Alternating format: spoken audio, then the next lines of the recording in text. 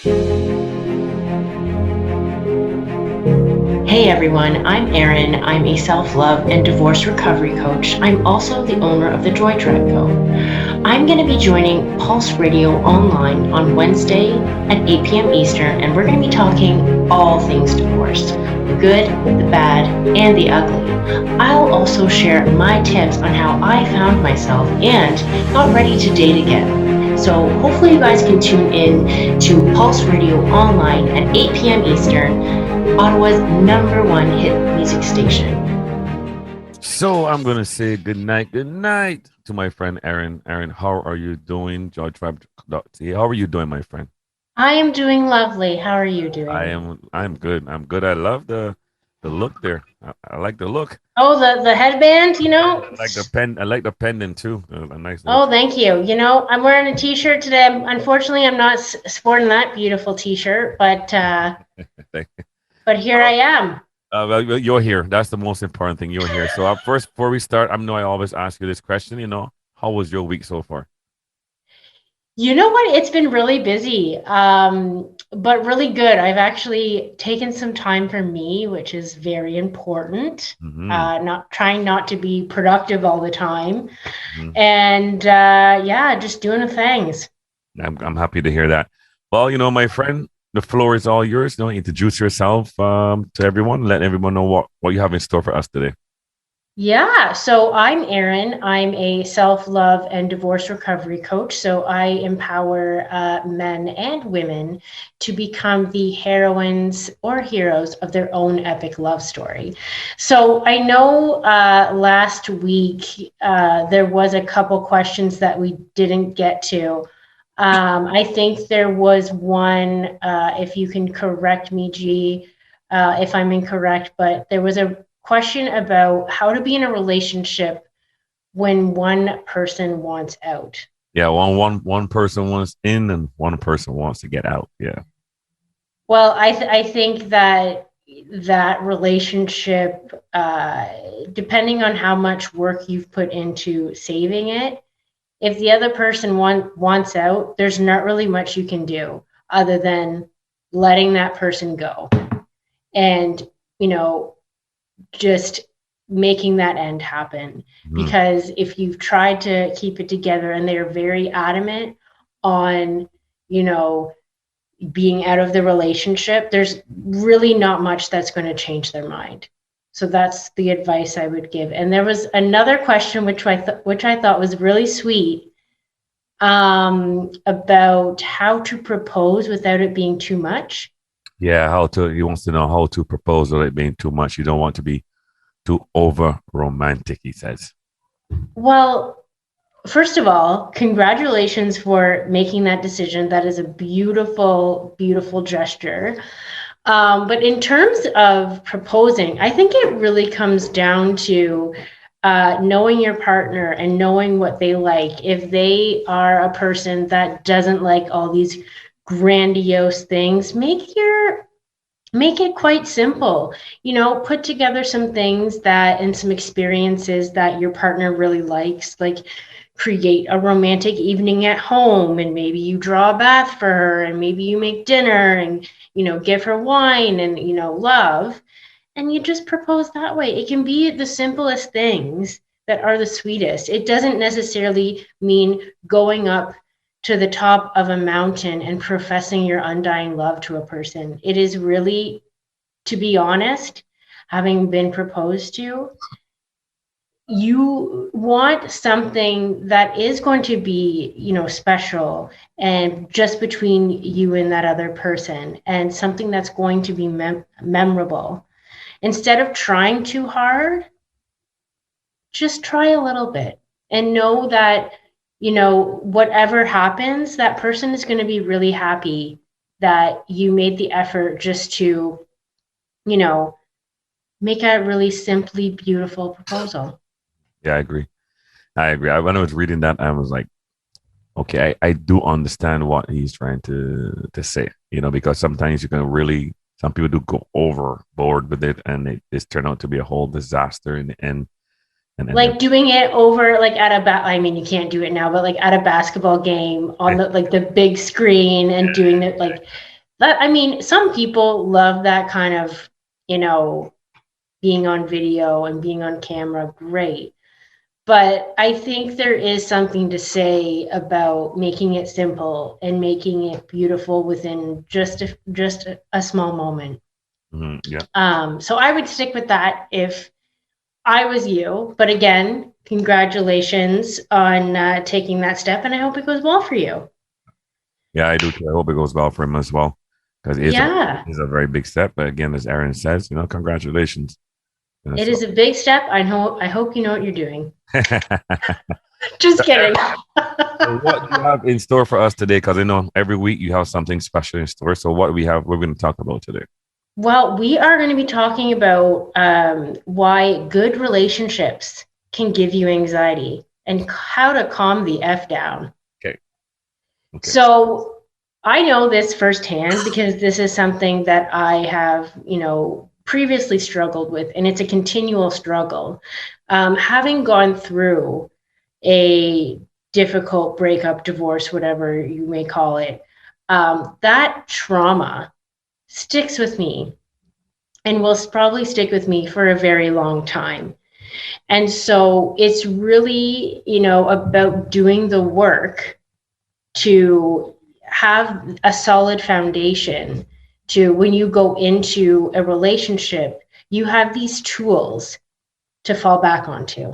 So some of the things I'm going to be discussing, some of the things that, I've had to learn in order to, first of all, gain a relationship with myself and learn how to navigate a relationship going forward. And so I think the biggest thing is to realize that nobody's perfect. No relationship is perfect. I used to believe that things had to be perfect in a relationship. I had to be perfect in a relationship. And honestly, it is exhausting. No one wants to be in a relationship like that. And a lot of that stemmed from, my attachment style, which is how I perceived love as I was growing up. And when I was growing up, I, seeked attention. I seeked love because in my mind, I perceived my, sister getting more attention than me, which was completely all in my head.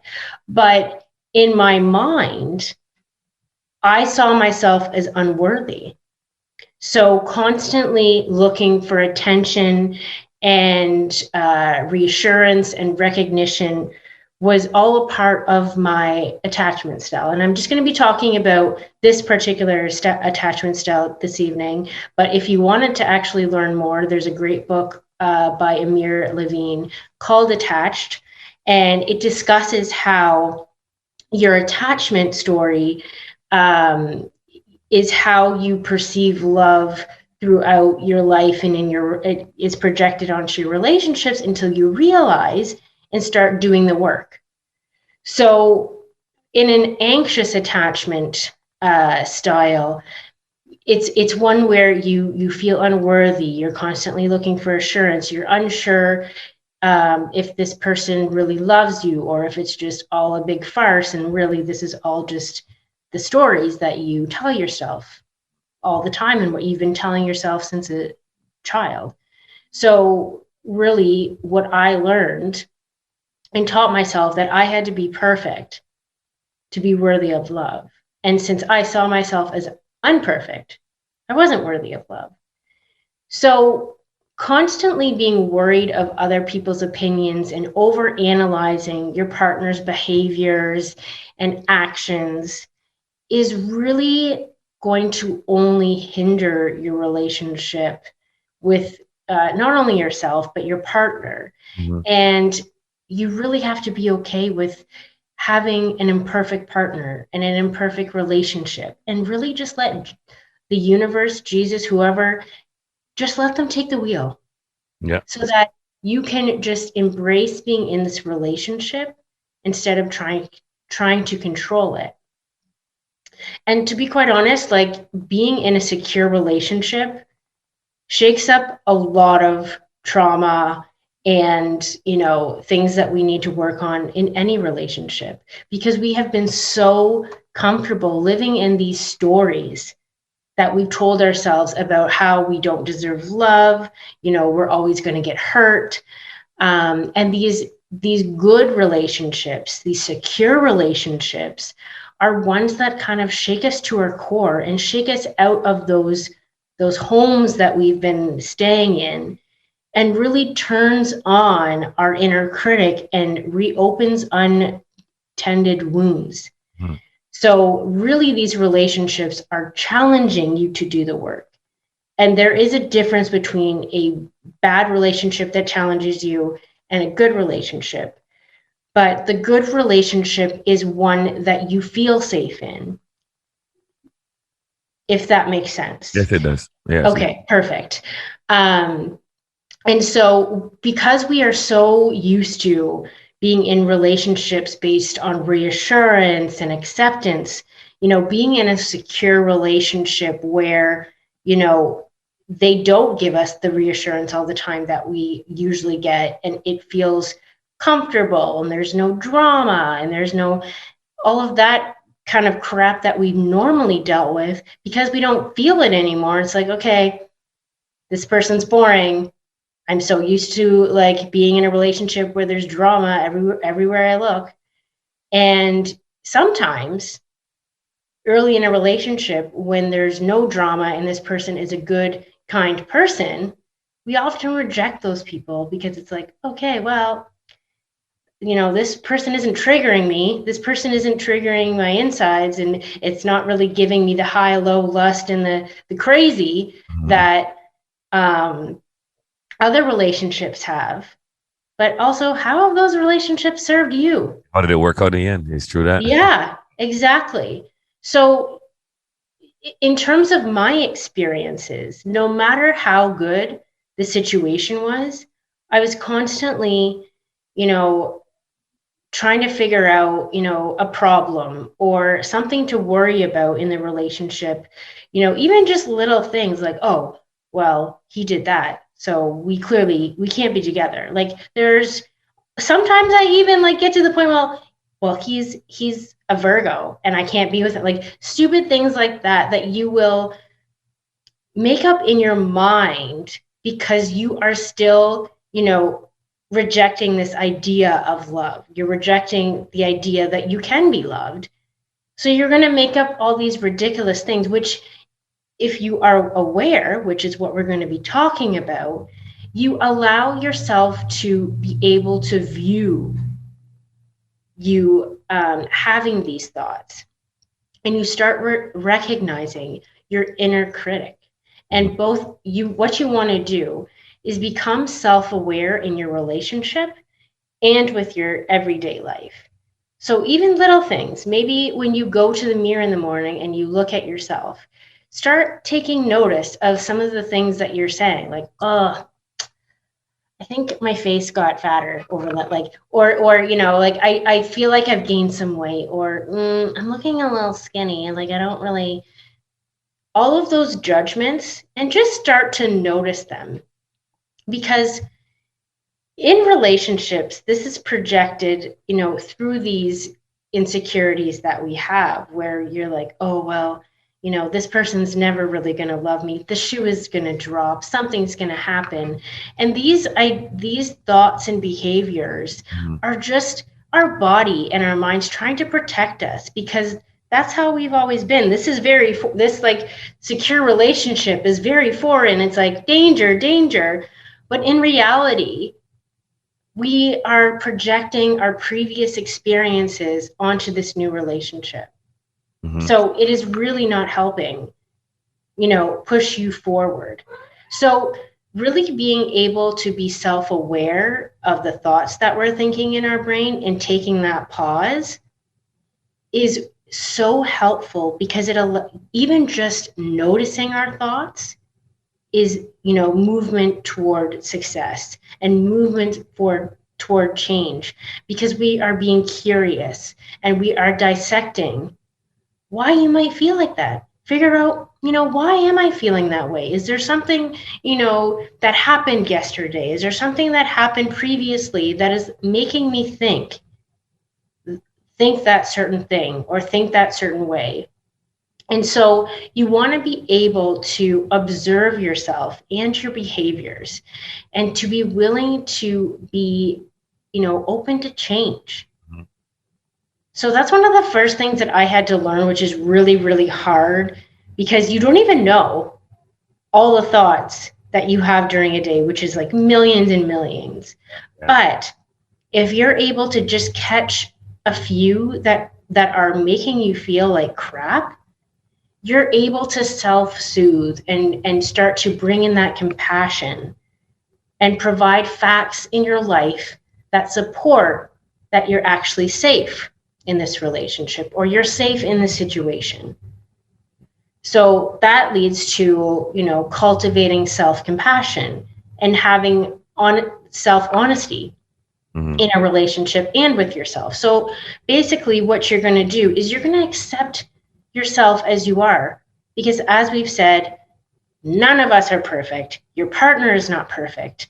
And yes, you've made mistakes in your life, but that doesn't mean you're never going to be worthy of love again.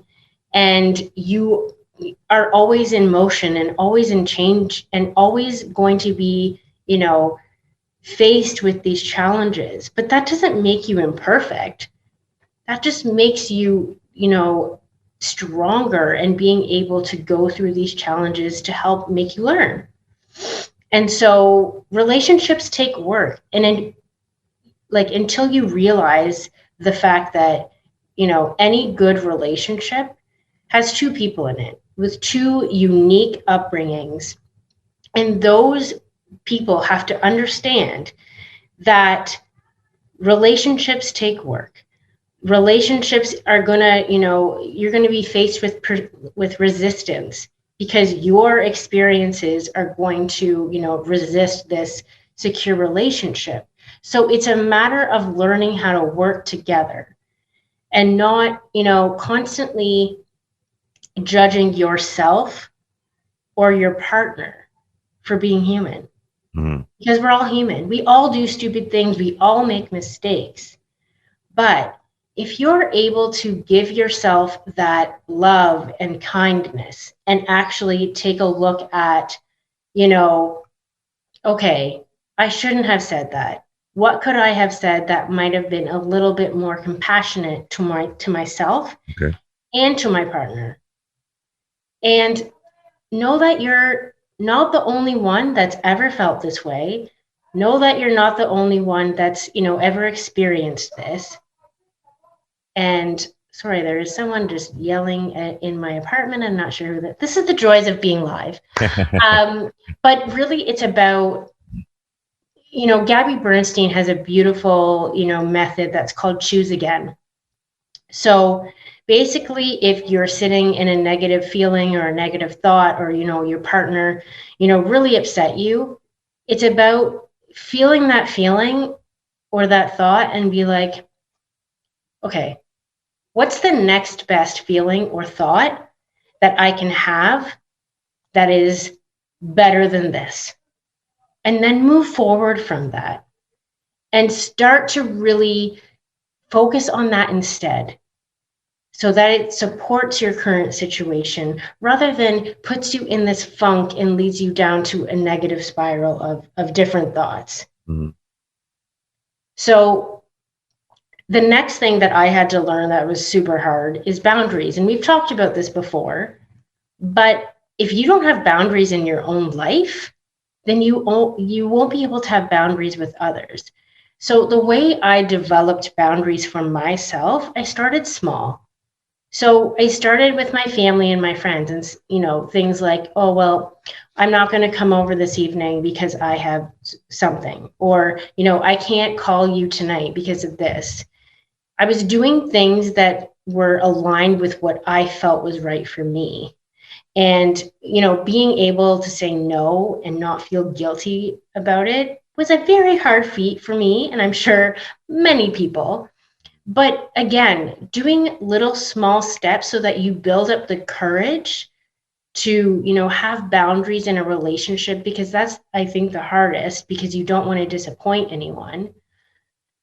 But if you don't have boundaries in your relationship, first of all, you can get walked all over. Second of all, you can be suffocated by that other person. Therefore, it's going to cause you extreme anxiety, because this happened to me, where it was just, I didn't have any boundaries. I didn't actually still know who I was, still trying to figure out who I was. And it just allowed all this anxiety. And it really put a downer on the relationship. So creating those boundaries and being able to communicate your feelings around those boundaries is super important in relieving any sort of anxiety. And, ensuring that you have a life outside of your relationship, so that you're not constantly over analyzing your relationships and your thoughts around it, that you feel confident in who you are, you feel confident in your life. Therefore, you're going to be confident in your relationship, because you're aligning with who you are, because the rest of your life aligns with who you are. I know we're running out of a little bit of time. Is there any questions?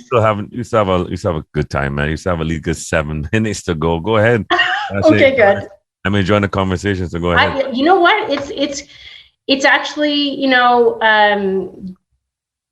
nice to be able to share some of my experiences, because this is all truth and experiences that I've had. So well, and that's what makes it interesting, because the main fact of it is that everything you mentioned is truth. You didn't have to read a book to decide what we're going to talk about today. Read a book to see what we're going to talk about today. Everything is from personal experience and the personal emotions and stuff like that. So, and I do appreciate the fact that you do spend the time to actually, talk to us and mention a few personal stuff that you've been through, and especially your past, because I know that it can't be easy to sit and discuss your past like that and bring back so much memories, especially then have to leave the show and face the memories by yourself after the show. I know it can't be easy. So I thank you very much to Aaron for doing it. You're welcome. But I am in a place of gratefulness, and I'm past all of the kind of feeling sorry for myself part. So I just hope that my experiences can help others, know that there's a light at the end of the tunnel. Yeah. So I digress back to finishing off this session, but showing a little empathy. So this is super important in relationships where you are, let's say you're, having a difficult conversation, and let's say you're upset, your partner's upset, your partner has one opinion, you have another. But being able to put yourself in the other person's shoes and ask the question, if this situation was reversed, how would I feel or act about it? Mm-hmm. How would I feel about this situation? So instead of jumping to conclusions about how you think they're feeling or how you think that they should have acted, and it brings up all these negative emotions, start by trying to understand the other person and see it from their perspective, because you're going to come at that, disagreement with a lot more compassion and empathy, and you're going to be able to ground yourself in that and see both sides, so that you can actually talk about it calmly. Mm-hmm, mm-hmm, mm-hmm. So I know that's probably really hard for a lot of people, because you get so heated with your, I'm right, you're wrong, blah, blah, blah. But in order to, calm your anxiety and the other person's, coming from a place of empathy in any sort of difficult situation is going to be a plus for you. Yeah. And then last but not least, this is really at any point of a relationship, especially when you first start dating someone or start a relationship with someone, is stop future tripping. Start being honest with yourself in the reality of your situation, instead of trying to decide when the wedding date is, when the next date's going to be, when they're going to call you, when this is going to happen, when that's going to happen. And you create all of these what if scenarios, like, what if he doesn't call me? What if this relationship doesn't last? What if we have a big fight? Just put that all aside. And I know a lot of You're people right. suffer from this. I suffer from this still. I am still working on the future tripping. But it is really, and maybe it is every time you go on a date after you come home, regularly check in with yourself and be honest about how you're feeling and honest of where you're at instead of where you want to be. Mm-hmm. Stick with where you're at and really stay present with the relationship and focus on, instead of, where it's going, how are you showing up in the relationship? What are your thoughts about the relationship? How can you focus on the task at hand rather than trying to be 3 or 4, sections for in the future? Yeah. Yeah. So, and really just surround yourself with people in a life that helps you break that cycle. So you really want to, have a group of people, whether that's family, friends, that lift you up and help ground you and reshape your views of the world and help you reduce anxieties instead of fuel them. So Yeah. you also have your defense system and your tools that, about the self-compassion, the empathy, all of that. But make sure you're surrounding your people that support you, and that, if maybe you're in a situation where you are getting ahead of yourself, your friends can be like, honey, I think something's, I think you should just slow your roll. And sometimes you're not going to want to hear what they have to say. Yeah. Let's be serious. And you have to go through the experience. Yes. But having people in your corner that support you, so that, you can bounce ideas off of, you can, share your experience so that they can give advice, is really important. And, obviously you don't want to be going to your friends about your relationship issues all the time, or, later on in the relationship. But as you go through the dating process and going and having your own anxieties about it and what's going to happen, and especially if you've been through a devastating breakup, just having someone bring you down to ground level. Yeah. No, you're right. You need that friend, family, someone to actually can talk to you without being a dick, basically. That can really tell you, what I do get what you're saying. So, and what I like about the whole thing is that the truthfulness from what you're saying is so relatable to almost everyone who have been in out a relationship, who've been in love, who've been heartbroken, what you're talking about, everyone that been there can relate to that. So again, I want to thank you for sharing your life experience with us and giving us some good advice and some good tips. I really do appreciate that. And like one of your biggest listeners, I listen every single Wednesday, so everything gets. Well, you have to. You're here. Comes directly at me, so it's all good. Yeah. Oh, this is all for you, sir. It's all for me. Oh wow. These are all tips for you. Okay. Well, right now you have you have 62,000 listening right now. So it's me and 62,000 listening to what you're saying. So we do appreciate that. We do appreciate you and Aaron. So, and you know how we always ask this question in case they want to reach you, could give some information, your website, everything. Yeah, and thank you everyone for listening, and hope some of this resonates with you. If you do want to reach out to me directly, or if you're looking to grab some coaching, you can find me at www.thejoytribeco.ca. You can find me on Insta and Facebook, which is at The Joy Tribe Co. And I also have a YouTube channel, which I upload these interviews onto. And you can just find me at The Joy Tribe Co. Awesome, Aaron. But I want to thank you very much again. We're going to do this again next week, Wednesday. And, every week you always have something new for us. So I do appreciate your time. And we'll do this next week, Wednesday, same time, same place, same station. You enjoy the rest of your night and enjoy the rest of your week, my friend. Thank you so much, guys. We'll see you next week. Bye. Have a good one. Bye.